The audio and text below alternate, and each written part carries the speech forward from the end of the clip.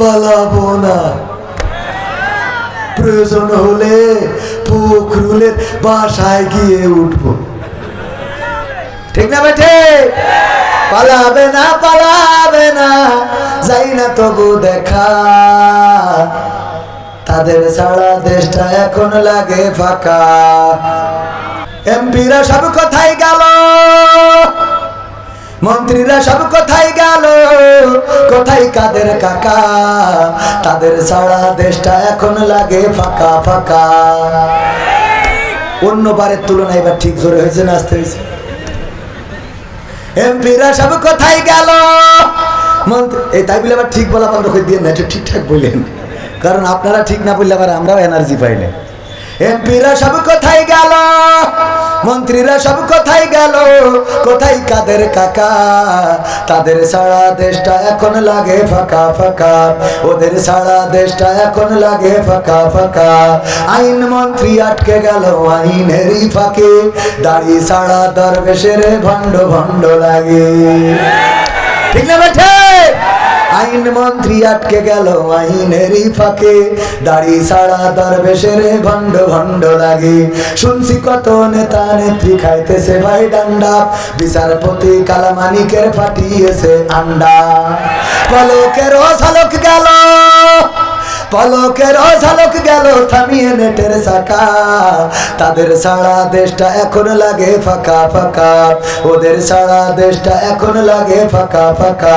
কই গেল সেই সংসদেতে মমতাজের গান, কোথায় গেল হযরত বলা স্বামী মুসলমান, কই গেল সেই সংসদেতে মমতাজের গান, কোথায় গেল হযরত বলা স্বামী মুসলমান। ইনু মেনন্দি পুমনি আছে কারাগারে, বাপ করিলেও পাপ কখনো ছাড়ে কি আর তারে।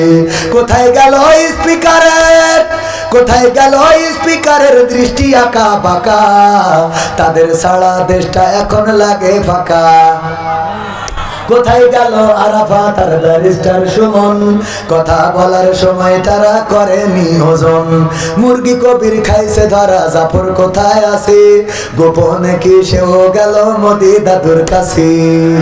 কোথায় গেল এস আলমের, কোথায় গেল এস আলমের কাড়ি কাড়ি টাকা, তাদের ছাড়া দেশটা এখন লাগে ফাঁকা ফাঁকা, ওদের ছাড়া দেশটা এখন লাগে ফাঁকা ফাঁকা। এমপিরা সব কোথায় গেল, মন্ত্রীরা সব কোথায় গেল, কোথায় কাদের কাকা, তাদের ছাড়া দেশটা এখন লাগে ফাঁকা ফাঁকা।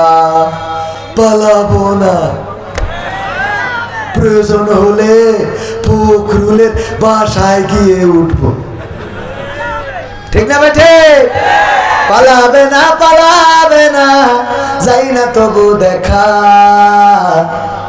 তাদের ছাড়া দেশটা এখন লাগে ফাঁকা। ওগো আমার ভাইরা, অন্য যে কয়টা গান গাইছি এইটাই বেশি উজ্জীবিত ছিল না, ছিল না? স্টেজে যারা তারা সাক্ষী। তার মানে আপনি নবীর কথা বলেন, কোরআনের কথা বলেন, জান্নাতের কথা বলেন, জাহান্নামের কথা বলেন, আল্লাহর কথা বলেন, তার চেয়ে বড় ভালো লাগে ওবায়দুল কাদেরের কথা। ভালো লাগার কারণও আছে না নাই? কারণ হলো ওরা এতদিন আমাদের মেরি ধরি মজা নিয়েছে। ঠিক না বেঠে? এতদিন আমাদের নির্যাতন করেছে, রিমান্ডে নিয়েছে, আমাদেরকে ফাঁসির কাস্টে ঝুলিয়েছে, কুরাস ফায়ার দিয়েছে, যাদের সম্মান ছিল আকাশচুম্বী তাদেরকে বেইজ্জতি করেছে। কোরআনের পাখি আল্লামা দেলওয়ার হুসেইন সাইদের মতো একজন কোরআনের খাদেম, যিনি 50টি বছর দেশ এবং দেশের বাইরে অর্ধশতাধিক দেশে কোরআনের বয়ান করে বেরিয়েছেন, যার হাতে মানুষেরা কালেমা পড়ে ইসলাম কবুল করেছে, পথহারা মানুষেরা পথের দিশা খুঁজে পেয়েছে, ইসলামী আন্দোলন বিমুখ মানুষগুলো ইসলামী আন্দোলনের পথে এসেছে। এই মানুষটাকে পর্যন্ত 13টা বছর কারাগারে রেখে তারা ক্ষান্ত হয় নাই, বরং নিশ্চিন্ত থাকার জন্য, একেবারে চিন্তা মুক্ত থাকার জন্য এই কোরআনের পাখিকে চিকিৎসার নামে ইনজেকশন পুশ করে এই পৃথিবী থেকে বিদায় করে দেওয়া হয়েছে। বলেন ঠিক না? ওগো আমার ভাইরা, নির্যাতন করা হলো, নিষ্পেষণ করা হলো, স্বাধীনতা বলে কিছু ছিল না। আমাদের অবস্থাটা ছিল এমন। আমার ঘটনাও যদি বলি, ছোট্ট একটা ঘটনা, সাতক্ষীরা থেকে আসার পথে সাতক্ষীরার চৌরাস্তায় পুলিশ দাঁড় করিয়ে বলতেছে হুজুর গাড়িটা সার্চ করবো। বললাম করেন। আমার ক্যামেরা পার্সনকে বললাম খেয়াল রাখেন যেন পকেট থেকে কিছু ভরিয়ে না দেয়, কারণ পকেটের মধ্যে মাল থাকে না ভরে দিয়ে বের করিয়ে বলবে হুজুর গো আপনার গাড়িতে কেন এইটা পাইলাম রে। ঠিক না বেঠে? ও আমার ভাইরা কিছুই পাই নাই, পানির বোতলে নিয়ে বলছে হুজুর বোতলে কেমন জানি মদের গন্ধ পাওয়া যায়। সামনের পরে বলার দরকার আছে না নাই? আপনি সামনের পরে না বলে পিছনে বলেন, এটা ক্ষতিকর। আমার খারাপ দিকটা সামনের পরে বলেন, কোনো আপত্তি নাই। আমার সহজ সফর সঙ্গী আমার সাথের যারা সবাই জানেন আমি সমালোচনাকে গুরুত্ব দিই। যারা সমালোচনা করে আমি বলি করতে দেন, কারণ ওই সমালোচনায় যদি দেখি যে আমার ভুল আছে সংশোধন হয়ে যাব, আর যদি দেখি আমার ভুল নাই তাইলে তার সওয়াব আমার আমল নামায় আসে, আমার সওয়াব তার আমল নামায় চলে যায়। দুই দিকে লাভ আছে না নাই? যদি আমার ভুল থাকে সংশোধন হব, যদি ভুল না থাকে তাইলে আমাদের একজন মনীষী ছিলেন আল্লাহওয়ালা, তিনি যখন শুনতেন কেউ কারো সমালোচনা করেছেন উনি চলে যেতেন তার বাড়িতে, যাওয়ার পরে বাজার করে দিয়ে আসতেন, টাকা পয়সা সহযোগিতা করে আসতেন। বলতো আপনি কেন আমাদের সহযোগিতা করলেন?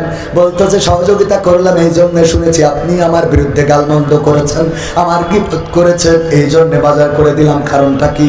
আমি তো আপনাকে খারাপ বললাম, আপনি কেন গালমন্দ করার কারণে গীবত করার কারণে আমাকে বাজার করে দিলেন? ওই মনীষী বলতো কারণ হলো আল্লাহর নবী বলেছেন যদি কেউ গীবত করে গালমন্দ করে পিছনে দোষ গুণ বলে বেড়ায় তাইলে তার আমল নামা থেকে সওয়াবগুলো তার অন্যের আমল নামায় দেওয়া হয়, আর যেই ব্যক্তিটার সম্বন্ধে গীবত করেছে ওই ব্যক্তির গুনাহগুলো তার আমল নামায় ফিরিয়ে দেওয়া হয়। যেই ব্যক্তি তুমি আমার গুনাহ নিয়ে নিলে আর সওয়াবটা দিয়ে দিলে, এখন বলো তোমার কি এক প্যাকেট বাজার করলে আমার ক্ষতি হবে? কথা কয় না? তোমার এক প্যাকেট বাজার করে দিলে আমার ক্ষতিটা কোন জায়গায়? কারণ তুমি আমার গুনাহ নিয়েছো, সওয়াব দিয়েছো। আল্লাহু আকবার। আমাদের চিন্তা ভাবনা এই হইতে হবে। আমি এখানে একটাও বাজে কথা এই হ্যালো খেলা হবে এগুলো না বলে 2 ঘন্টা আলোচনা করতে পারবো, ততটুকু তৌফিক আল্লাহ রাব্বুল আলামিন আলহামদুলিল্লাহ দিয়েছেন। কিন্তু আমি বিশ্বাস করি যে আপনারা আমার কাছে আসলে এইভাবে ভালো কথা শোনার জন্য খুব কম লোকই আসে। আমার বিশ্বাস যদি ভুল হয় আমি খুশি হব, আমার ধারণা যদি ভুল হয় আমি খুশি হব। আমার বিশ্বাস আমার ধারণা মোটেও ভুল নয়। ঠিক বললাম না বেঠিক বললাম? এমপিরা সব কোথায় গেল, মন্ত্রীরা সব কোথায় গেল, কোথায় কাদের কাকা? তাদের ছাড়া দেশটা এখন লাগে ফাঁকা ফাঁকা। অন্যবারের তুলনায় এবার ঠিক জোরে হয়েছে না আসতে হয়েছে? এমপিরা সব কোথায় গেল, এই তাই বলে আবার ঠিক বলা বন্ধ করে দিয়ে না, এটা ঠিকঠাক বলে